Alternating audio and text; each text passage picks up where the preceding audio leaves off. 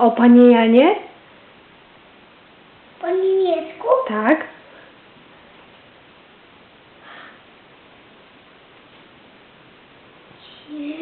No, zaśpiewaj. Jeszcze o Panie Janie. Misiu. No.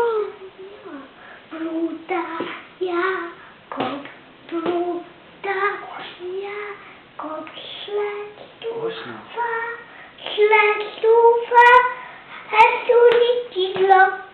hast du nicht die Glocken, Bim, bam, bum, bim, bam, bum. Mogę obejrzeć film?